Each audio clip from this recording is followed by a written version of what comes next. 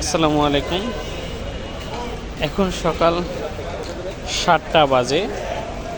তো এই যে আমি এখন যাইতেছি মিটফোর্ড হাসপাতালে, এবং এই হাসপাতালে যাওয়ার আগে দেখেন রাস্তার পাশে কত সুন্দর মানুষ কসমেটিক নিয়ে বসে আছে।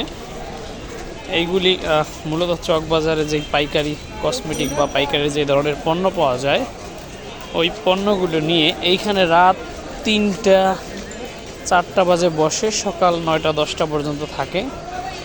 ওই পণ্যগুলো এখানে থাকে, এইখানে আর কি তারা বাহিরে বিক্রি করে। তাদের ওই পরিমাণে টাকা খরচ হয় না, দোকানে যে রকমের ভাড়া দিয়ে করতে হয়। আর এখানে ওই ভাড়াটা লাগে না, একদমই ফ্রি। তো এই কারণে দেখেন কত কষ্ট করে তারা রাত 3টার দিকে আসে, এইভাবে ব্যবসা করে। তো এখানে সব পাইকারি মূল্যে পাওয়া যায়। চকবাজার যারা আসে পণ্য কিনতে চান বা যে কোনো একটা কিছু কিনতে চান, দেখেন মানুষ কিনতেছে ব্যাগে বইরা বইরা, তারা এখানে চলে আসতে পারে রাত 3টা অথবা 4টা, যখন ইচ্ছা তখন আসতে পারেন। এই যে দেখেন এখানে যদি আপনি দ্রুত আসেন, যেমন দেখা যায় আপনারা কোনো একটা বাইরের জেলার থেকে যদি আসেন, কোনো পণ্য কিনে নিতে চান, তাহলে এখানে যদি দ্রুত আপনারা আসেন, তাহলে আপনারা এখান থেকে এইভাবে নিতে পারবেন।